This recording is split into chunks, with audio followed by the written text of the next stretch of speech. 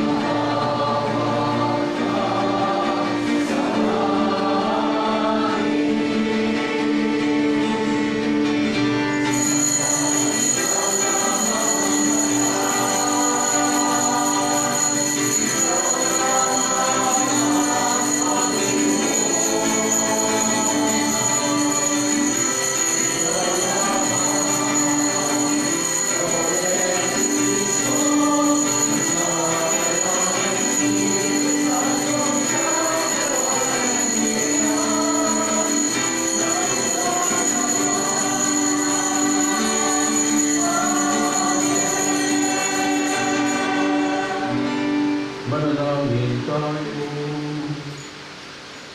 Ama namin makapangyarihan, pinagpala mo ang sangkatauhan sa iluwa ng mahal na ina. Ipalasap mo sa amin ang kanyang paggalangin sa pamamagitan ng anak na isinilang niya para sa amin, upang kami mabuhay kasama ng Espiritu Santo, magpasawalang hanggan.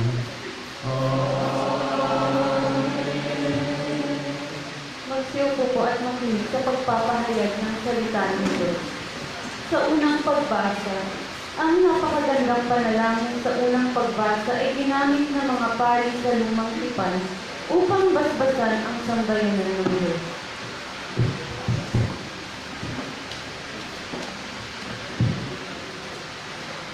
Unang pagbasa. Pagbasa mula sa aklat ng mga bilang. Sinabi ng Panginoon kay Moises, sabihin mo kay Aaron at sa kanyang mga anak na ito ang sasabihin nila sa pagbebendisyon nila sa mga Israelita. Pagpalain ka nawa at ingatan ang Panginoon. Naway kahabagan ka niya at subaybayan. Lingapin ka nawa na at bigyan ng kapayapaan.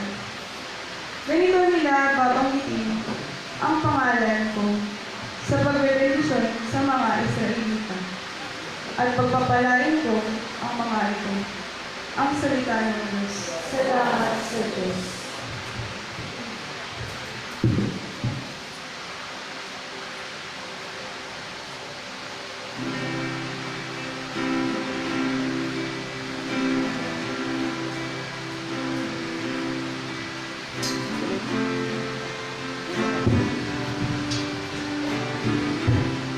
Saan mong tubulan? Ano ito ba ito namin?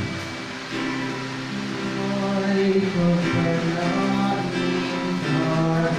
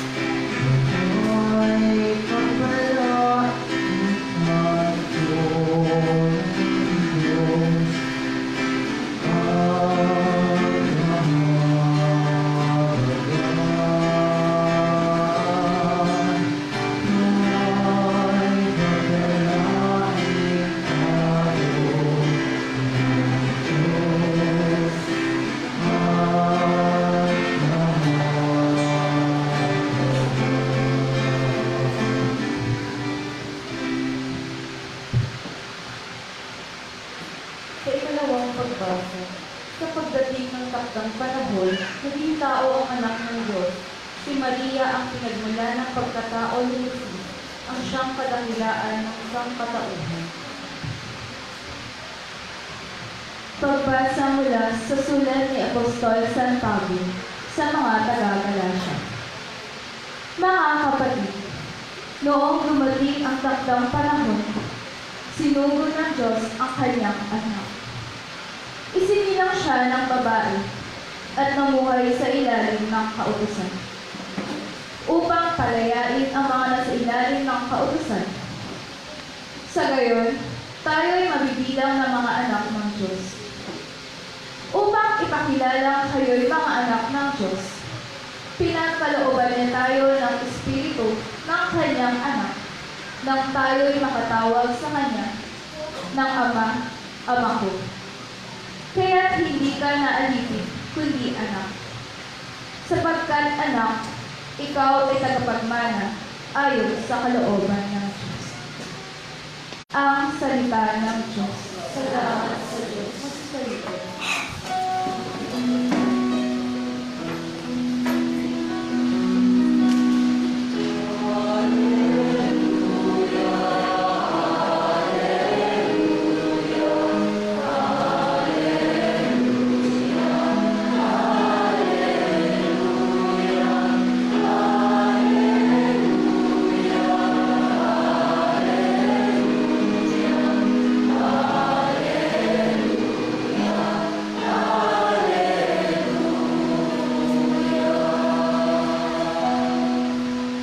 Nung dati mga propeta, ngayon na may anak niya, ang sugo ng Diyos ng Ama.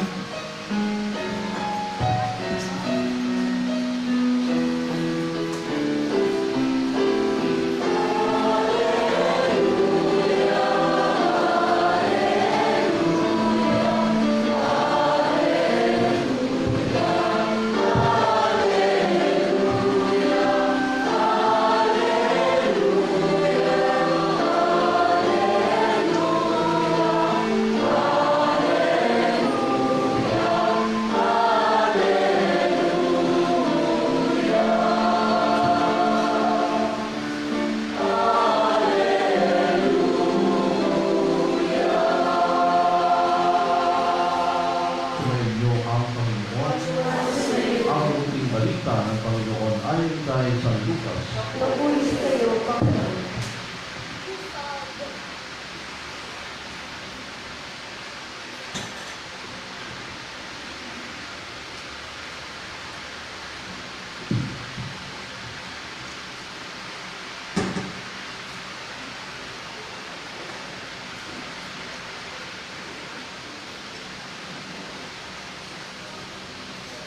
Noong panahon iyon, nagmamadali ang mga pastol na lumakad patungong Bethlehem at nakita nila sina Maria at Jose at ang sanggol na nakahiga sa sabsaban. Kaya isinaysay nila ang mga sinabi ng anghel tungkol sa sanggol na ito. At nagtaka ang lahat ng nakarinig sa sinabi ng mga pastol. Natanim sa isip ni Maria ang mga bagay na ito at kanyang pinaggulay-gulay. Umalis ang mga pastol na nagpupuri sa Diyos at nagpapahayag ng kanyang kadakilaan dahil sa lahat ng narinig nila at nakita na ayon sa binalita sa kanila ng anghel. Pagdating sa ikawalong araw ay dinuli ang bata at pinangalanan ng Jesus, ang pangalang ibinigay ng anghel bago pa siya ipinagpili. Ang mabuting balita ng Panginoon. Pinupuri ka namin, Panginoon sa Kristo.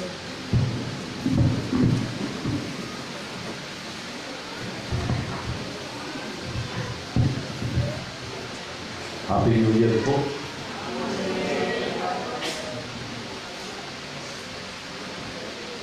Kanina nang pumasok ako dito, naisip ko, nawawala si Maria sa altar.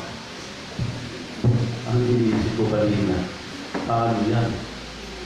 Sino ang insensual ko? Babalik pa kaya ako insensual ko ito? Ang laki-laki. Kaya, siyempre, andyan si Maria dapat sa altar ngayon dahil fiesta niya. Sino ba ang nabubuhay ko noon At ang first day ng New Year ay fiesta ng ano? Hindi na ninyo alam, huwag pa ako alam ko. Santo Niño. Diba? Basta yung first day ng New Year o ngayon ay ang kapistahan ay Santo Niño. Kaya yun ang original na araw, yung first day ng New Year ay ang fiesta ng Santo Niño. Hindi siya. Kaya nagtalo-talo ang mga obispo at mga kardinal at sinabi niya, mas maganda na ang unang araw ng taon ay fiesta ng Mahal na Birhen Maria. Bakit? Siya ang Theotokos. Sa wikang Griego, ang ibig sabihin, the Mother of God. Sa unang araw pa lang ay dapat siya ang dapat ipinagdiriwang sapagkat siya ang ating ina at siya ang ating magiging gabay sa buong taon na ito. Tama, di ba? At siya ay ang reyna ng kapayapaan. Bakit na? Hindi ko alam. Alam niyo yun, di ba? Alam niyo. Siya ang Queen of Peace, sabi na, dahil siya ay mayroong mabuting kalooban at mapayapa lagi siya. Hindi siya na-excite na narinig niya mabuti nung sinabi nga doon sa Ebanghelyo, lagi niyang isinasa isip at inilalagay sa kanyang kalooban ang lahat ng nangyayari sa ating Panginoong Hesus.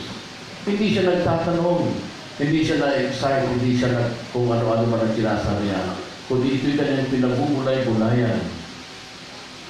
Nagmimilay siya at inilalagay niya sa kanyang kalooban. Kaya ito ay isa sa katangian ng Mahal na Birhen Maria. Mababang kalooban, humble, at tunay na mayroong kapayapaan. Di ba sinasabi doon sa luwalhati?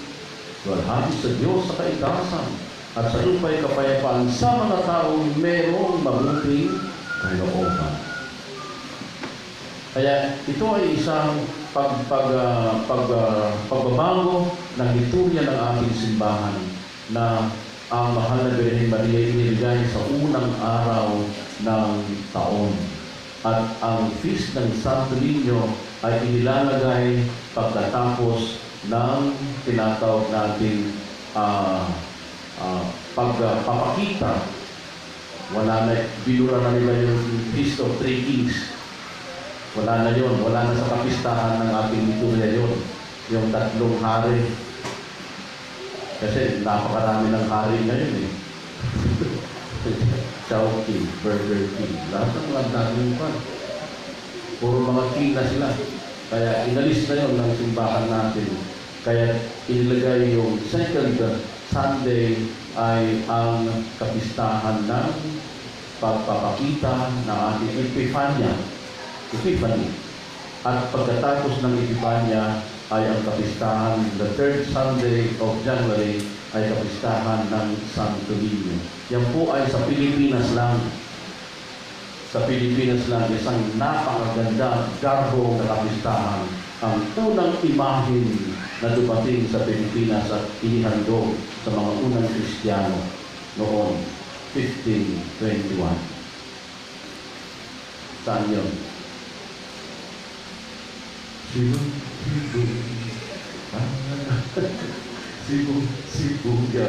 Diba? Cebu, diba? Ngayon, nag-aaway pa sila kung saan sa Cebu. Kaya, ang daming sa Pilipinas, wala ang gagugulo. Naiproklima nga ba ang national hero natin sa Rizal? Hindi ba si Bonifacio? Kaya nag-aaway nila hanggang sa Kongreso. Hindi ko alam. Pero sa ating simbahan, yun ang pakialam ko. Yung ating simbahan. Sa ikatlong linggo ay ipinupose po ng ating mga obispo dahil sa imahe na yan ng Santo Niño ay mabigyan ng isang marangya at dakilang kapistahan. Kaya yung Santo Niño ay isang napakalaking fiesta sa ating bansang Pilipinas. Alam naman po ninyo yan. Kaya dito po sa unang araw pa lang, ibinigay na ng simbahan ang mahal na Birhen Maria. Sabi nga, kung si Maria ang ina ng Diyos, bakit hindi? Sabi nga niya, ano ngayon? Nagtatalo-talo na naman sila. Kaya ito po isa-isayin natin ang napakagandang istorya. Alam naman natin na narinig po natin yan nung Pasko. Ngunit mayroon pang malalalim na istorya ng buhay ng mahal na Birhen Maria kung inyo pong babasahin ang Ebanghelyo ni San Lucas. St. Luke is a Marian Gospel. Kompleto po yan kay San Lucas. Kahit napakaganda po na marinig at mabasa natin yung Gospel ni St. Luke sapagkat siya na ang tinatawag the Marian Gospel. At dito, ipinahayag ni San Lucas, isinulat ng isa-isa na napakaganda ang naging bahagi nila at nung kasama nila ang mahal na Birhen Maria. Alam natin na siya ang unang apostol nang sinabing na ibinigay niya ang kanyang fiat, mangyari nawa ang lahat ng sinabi sa oras na yun. Siya na ang unang tao, ang unang apostol ng ating Panginoon na tumugon at mangyari lahat ang iyong sinabi sa atin. Sinabi niya sa Anghel na si Gabriel. At doon pa man sa kanyang sinapupunan, kasama na niya ang ating Panginoong Jesus. Na ito'y alam natin dahil ng mga ina na narito na yan, na siyang na buwan niyang inaruga at patuloy niyang lagi niyang ipinagtarasan na mangyari lahat ang sinabi ng Anghel sa kanya. At ito'y isang napakagandang biyaya na ibigay sa kanya. Kaya kung batang-bata ko siya na walang kaalam-alam kung ano ang kanyang gagawin sa pagkakataon na yan. Ang kanyang pinsang si Elizabeth ay nauna ng nanganak, matanda na. At sino nga ba ang kanyang tutulong sa kanya? Hindi siya natakot. Why? Anak ng Diyos itong dinadala ko. Makapangyarihan. Yan ang kanyang laging sinasabi. Kasama ko ang anak ng Diyos. Kahit wala siyang takot, makikita po ninyo nung siya ay kasama ng ating Panginoon. Hindi siya natatakot. Mismo nang naalam rin yung case sa Cana Galilea, ang unang himala na nangyari at hindi pa dapat mangyari, nang sabihin na ikakasal, wala na pong anak na ibibigay sa mga bisita.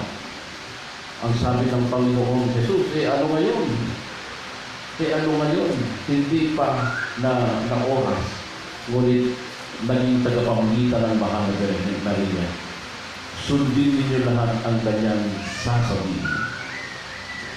Kaya siyempre, susunod, nanay, sana. Kaya sinabi ng Panginoon, Phil,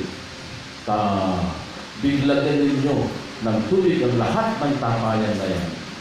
At doon ginawa ng ating Panginoong Jesus ang una niyang himala sa Cana Galilea sa isang kasalan nang ang tubig ay naging napakasarap na alak. Kaya dito makikita na natin si Maria ay naroon na lagi sumusunod sa ating Panginoong Jesus. Hindi na una si Maria, laging sumusunod si Maria kay Jesus. Hindi ba nyo na-obserbahan kapag may prosesyon?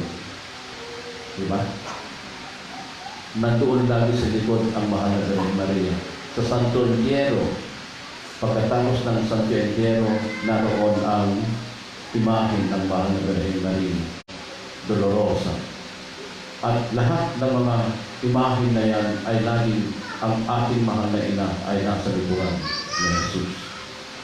Kaya ito ang kanyang buhay na kasama ang mga apostol, nakita nila kung paano naging matibay ang loob at talagang ito'y napakalak ang loob ng ating mahal na Birhen Maria. Na hindi pa just isararawan niyo sa isip, imagine ng ating Panginoon, dala-dala niya yung krus niya. na doon nakita ng kanyang ina kung paano siya natalisod, kung paano siya pinadyahan at iba pa. Nakita ng ina, hindi siya umalis sa paanan ng krus. At doon narinig ng mahal na ina nang sabihin kay Juan, "Anak, narito ang ina. Ina, narito ang iyong anak." Si Juan ang isa sa mga nasumunod din sa Ebanghelyo na isa sa pinakabata na ebangelista, at siya rin ang kasama ng mahal na Birheng Maria noong naroon ang ating Panginoon sa krus. Siya lang ang apostol na hindi tumakbo at nagtago. Silang dalawa ng kanyang mahal na ina, ang Birheng Maria ay naroon. Kaya nga dinakila at pinaralan ang mahal na Birheng Maria. Ayaw ng Diyos na masira ang kanyang katawang lupa, kung kaya't sa ating pananampalataya ang mahal na Birheng Maria ay iniyak-yak katawan at kaluluwa sa langit. At doon kasama niya mismo ang mga apostol ng Panginoon. Siyang patuloy na maghuhukom sa 12 tribo ng Israel. Kasama ang mahal na Birheng Maria, kung kaya't siya'y ginawang reyna ng langit at lupa. Tunay nga sa ating pananampalataya, napakarami pa rin ayaw manalig at makaunawa, manampalataya. Marami ang patuloy na nag-aalinlangan sa ating mahal na Birheng Maria. Ngunit ito'y nasusulat at alam nila yan. Ayaw lamang nilang paniwalaan. Tutuusin, tingnan po ninyo. Tunay nga na nakasulat sa banal na aklat na huwag kayong sasamba sa mga imahin. Kung kayo ay isang Katoliko Kristiyano, magtataka kayo dahil maraming mga imahin sa ating loob ng simbahan. At babasahin diyan, hindi dapat kayo sumamba sa mga imahin. Nakasulat yan sa Matandang Tipan. Pero, kapag kayo ay magbabasa ng banal na Biblia, lagi niyong pakatandaan. Sino ang sumulat? Sino ang pinatutunguhan ng kanyang isinulat? Saang panahon yan at saan lugar? Lagi na isipin yan. Sapagkat yan ay galit na galit ang Diyos. Tama na ang kanyang bansa, ang kanyang bayan Israel ay tumalangkot sa Diyos. Ano ang kanilang sinamba? Ang mga ribulto, ang mga imahin na mukhang hayop, ang gintong baka, the golden cow, at iba pa. Yan ang mga sinamba ng kanyang bayan. Kung kaya ito'y kanyang pinagbawal, huwag dapat kayong tumamba. Pero naiiba po tayo. Doon ay henerasyon ni Moises at ng kanyang bayang mula sa pagkalaya nila sa Ehipto papunta sa kanilang pinangakuan ng Diyos, ang lupang pinapangako, ang Kanaan. Ibang sinasabi ng Diyos, kung inyong babasahin, tama yan. Pinagbawal yan ng Diyos. Ngunit, iba tayo dito ngayon. Nandiyon na po tayo sa bagong tipan. Anno Domini, the year of the Lord. Andiyan na ang ating Panginoong Yesus. At sino ang ating binibigyan ng parangal na nagiging huwarang natin sa ating pananampalataya? Sino-sino sila? Ang mga apostol, ang mga banal. Sila yung mga nakakita. Sila ang kasama ng ating Panginoon na binibigyan natin ng parangal. Ang mahal na Birheng Maria, binibigyan natin, hindi natin siya sinasamba, kundi tayo nananalangin sa Kanya upang tayo ipamagitan sa Kanyang anak na si Jesus. At yan ang panglaban sa atin ng mga Protestante. Pero hindi nila alam kung ano yung kanilang binabasa. At hindi nila inuunawa. Nakita nila, bawal pa naman. Bakit yung mga Katoliko sumasamba? Iba po yun. Iba yung pagsamba at iba yung pagdarasal. Hindi tayo lumuluhod sa harapan ng mahal na Birheng Maria. Tayo nananalangin At ginawa ganoon din ang mga banal. Kahit sila'y huwaran natin, yan ang mahal na Birhen Maria. Kahit totoo, at ito ay dapat natin unawain, hindi tayo sumasamba sa mga imahe. They're only inspiration to us, who are a model of our lives. Tayo ay nais na sumunod at makiayon sa kanilang isinabuhay. At sila hindi mga hayop, sila ay mga banal. Sila ay mga tao na kagaya din natin. Kahit tayo ay nananalangin sa kanila, tunay, hindi tayo sumasamba sa mga hayop, sa mga imahe na gaya ng sinasamba ng bayan ng Israel sa panahon na yon nang sila ay nag-aalinlangan sa Diyos. Ngunit sila'y tumalikod din sa pagsamba na yan sapagkat bumalik din sila sa Diyos, kay Yahweh. At ayaw paniwalaan ng iba, makakita lang sila ng salita doon sa banal na Biblia, ilalaban na nila sa atin. Tandaan po ninyo, ang Biblia ay isinulat ng mga Katoliko, hindi ng mga Protestante. Lahat ng mga religiyon sa buong mundo, pwera lang yung Quran. Dito tayo sa ating Catholic Bible, Christian Bible, doon sila sumusunod. Gumawa sila ng sarili ng Biblia, gaya ng sinabi, may dagdag bawas pa. Kahit doon sa ating panalangin lagi, naaayon sa itinuturo ng ating simbahan. At huwag po kayong maniwala kung ano-anong pinagsasabi nila. Ang ating pananampalataya ay isinasa buhay natin at hindi natin pinag-aaway o pinag-iibayan. Tunay na ganyan po ang lakas loob ng mahal na Birhen Maria. Tahimik lamang siya, ngunit alam niya ang kanyang gagawin. At alam niya ang sumunod at alam niya ang tumugon sa lahat ng sinasabi ng Diyos. Naroon ang isang anak ng Diyos na patuloy na sumusunod, nakikinig sa Kanya at tumatahima. Kaya nga siya ay naging huwarang natin at ginawa siyang Theotokos, ang ina ng Diyos, ina ng ating simbahan, ina natin lahat. Lagi itong mga tayo manalangin sa mahal na Birhen Maria upang tayo kanyang ipamamitan sa kanyang buktong na anak na si Jesus. Tumayo tayo lahat ngayon, mga kapatid. Sabay-sabay natin ipahayag ang ating pananampalataya. Sumasampalataya ako sa Diyos sa mga makapangyarihan sa lahat. May mga langit at lupa.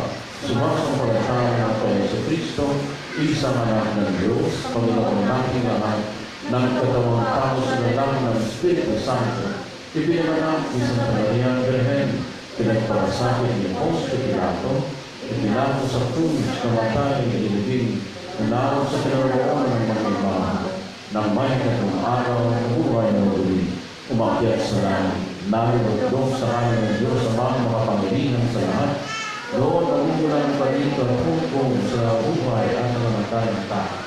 Sumasampalataya ng hukom sa Diyos Espiritu Santo, sa banal na simbahan Katolika, sa kasamahan ng mga banal, sa kapatawaran ng mga kasalanan, sa pagkabuhat ng hindi namamatay na tao, at sa buhay na walang hanggan. Amen. ang bagong taon ay naghahatid ng bagong hamon, ng bagong pagkakataon at ng bagong pag-asa para sa kapayapaan. Sumangon tayo sa mapagmahal natin Ama nang maging kasangkapan ng kanyang kapayapaan at pag-ibig ang ating pamumuhay sa taong ito. Sa bawat panalangin ng ating tutugon, Panginoon ng kapayapaan, tingin mo ang iyong bayan. Panginoon ang kapayapaan, hindi mo ang iyong bayan. Naway ang bawat kasapi ng simbahan ay maging tagapaghatid ng kapayapaan at pagkakaisa sa mga pamayan ng puno ng galit at pagkawatak-watak. Manalangin tayo. Panginoon ng kapayapaan, tingin mo ang iyong bayan. Maging mga tagapagpangalaga nawa ng katarungan ang mga pinuno ng ating pamahalaan. Lagi nawa nilang unahin ang kapakanan ng bayan bago ang sarili. Manalangin tayo.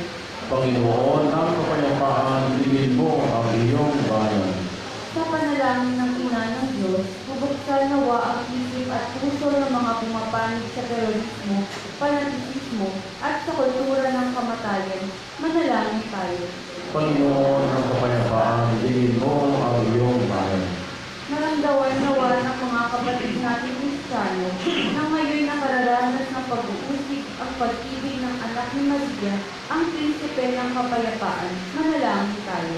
Panginoon ng kapayapaan, digin mo ang iyong bayan. Maging kandungan nawa ng kapayapaan ng ating mga tahanan, maging modelo nawa ng bawat miyembro ng ating mga mag-anak, ang mahal na ina ng Diyos, sa pagkalinga at paglilingkod sa isa't isa. Manalangin tayo. Panginoon ng kapayapaan, digin mo ang iyong bayan. Isama rin natin sa ating panalangin ang pagsalamat at espesyal na intensyon na Michelle Badwa and family at para sa kaarawan ni Kimberly Amployo. Manalangin tayo. Panginoon ng kapayapaan, digin mo ang iyong bayan. Para sa mabilisang paggaling ni Father Danilo Lopez at Kimberly Amployo. Manalangin tayo. Panginoon ng kapayapaan, digin mo ang iyong bayan. Para sa kapayapaan ng kaluluwa ni na Adelaida Pangan at Jose Macalino. Manalangin tayo.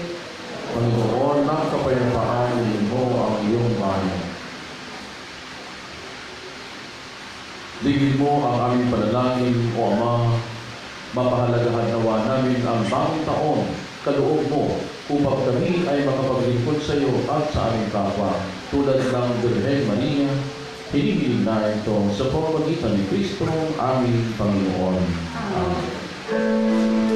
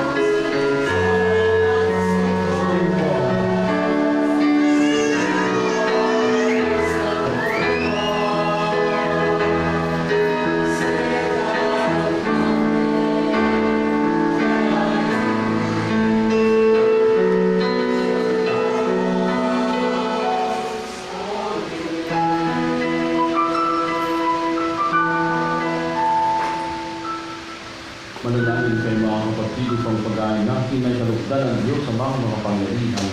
Tanggapin niyo ang Panginoon sa dahil sa iyong kamay, sa kaparihin at karanahan sa ating kapanginawan sa buong sa kayo. Ama namin lumikha, sa iyo nagmumula at nagkakaroon ng kaganapan ng tanan.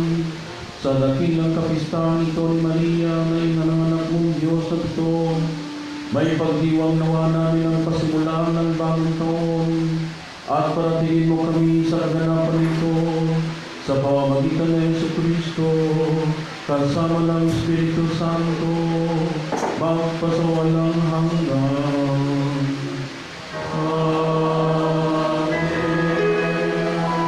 Sumayin niyo ang Panginoon, itaas niyo sa inyong puso at diwa. Pasalamatan natin ang Panginoong ating Diyos. Ama namin makapangyarihan, tunay ng marapat na ikaw ay aming pasalamatan ngayon. Ipinagdiriwang namin ang ina ng Diyos, ang Panginoon, mahal na Birheng Maria. Bukod bang pinagpala sa babaeng lahat, ang mahal na Birheng totoong mapalad na iyong piniling maging ina ng iyong anak. Noong isugo mo siya bilang aming Mesiyas, sa kapangyarihan ng Espiritong Banal, ang Birheng Maria ay naging inang tunay ng iyong anak na kanyang isinilang bilang liwanag nitong sa libutan. Kaya kaysa ng mga anghel na nagsisiawit ng papuri sa iyo na walang humpay sa kalangitan, kami nabubunyi sa iyong kadakilaan.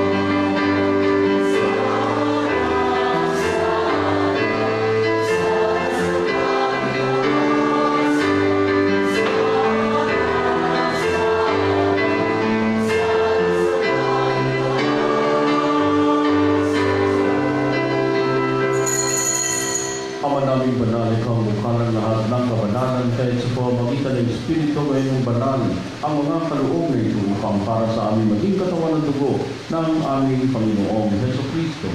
Bago niya pinag-iisang pusang loob na maging handog, ginawakan niya ang tinapay, pinasalamatan kanya, pinaghati-hati niya yung natiyabot sa kanyang mga alagad. Sinabi, tanggapin ninyong lahat ito at kanin, ito ang aking katawan na ihahandog para sa inyo.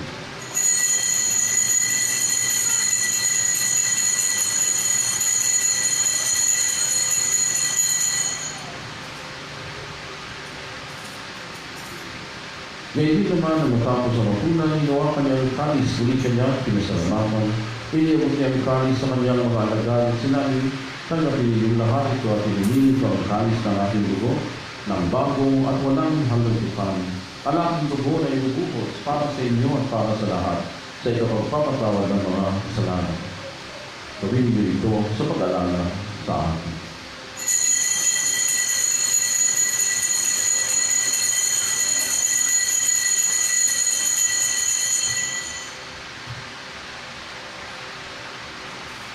Ipabunyi natin ang misteryo ng ating pananampalataya.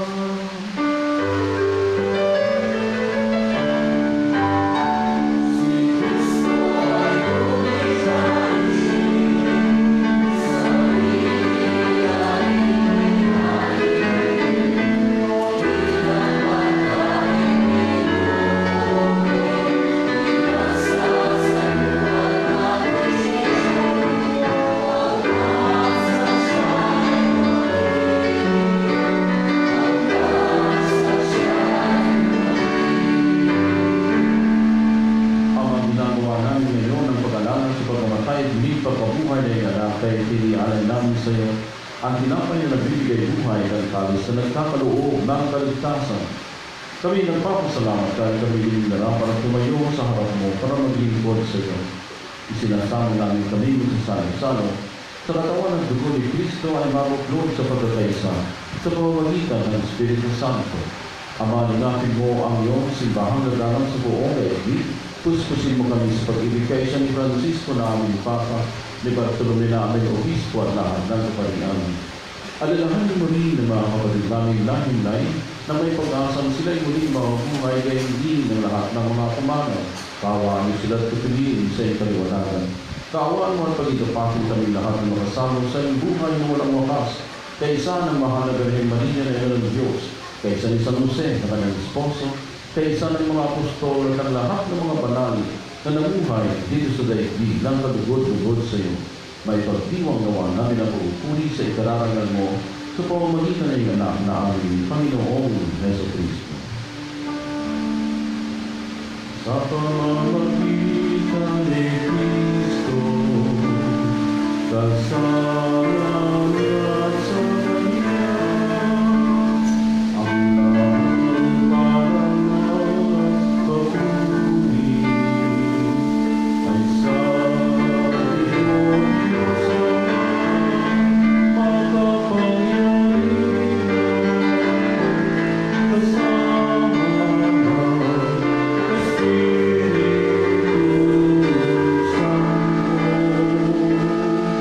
magpasawa ng hanggan.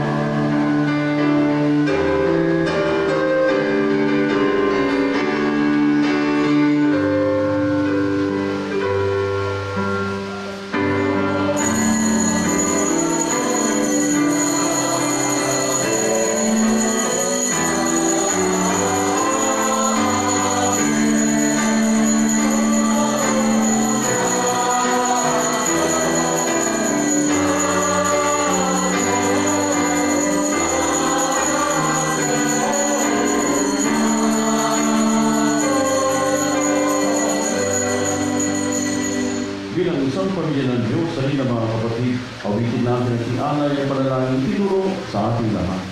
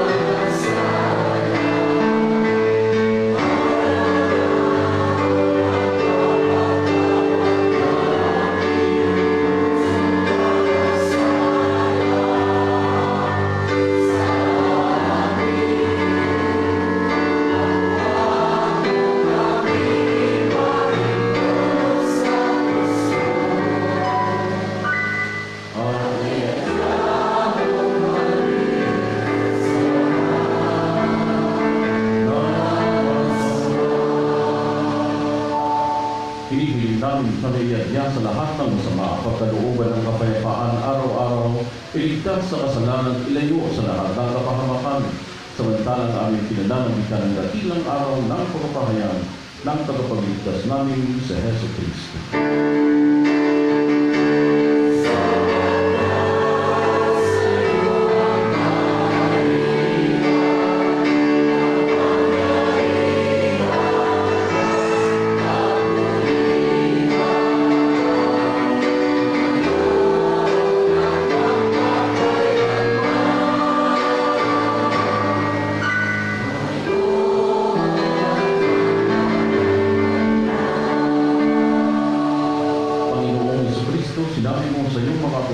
kapayapaan ang iniiwan ko sa inyo, ang aking kapayapaan ang ibibigay ko sa inyo. Tumayan mo ang aming pananampalataya at huwag ang aming mga pagkakasala. Pagkalooban mo kami ng kapayapaan at pagkakaisa. Ayon sa iyong kalooban, kasama ng Espiritu Santo, magpasawalang hanggan. Ang kapayapaan ng Panginoon ay naging sumainyo. Pagbigayan tayo ng kapayapaan sa isa't isa.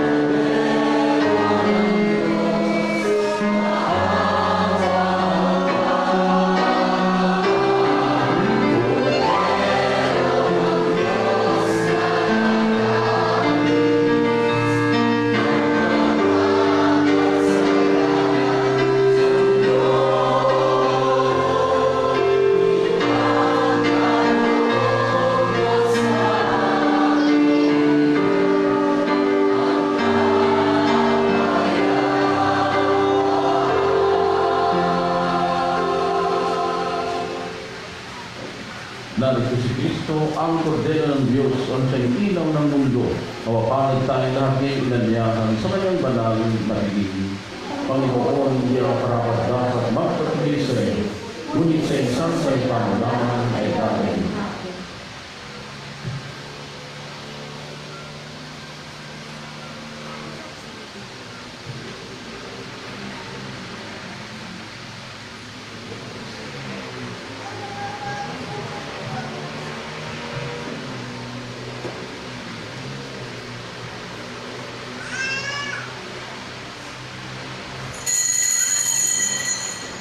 Si Jesucristo ay buhay noon pa mga nakaraan, siya pa rin sa kasalukuyan, siya pa rin magpakailanman at magpasawalang hanggan.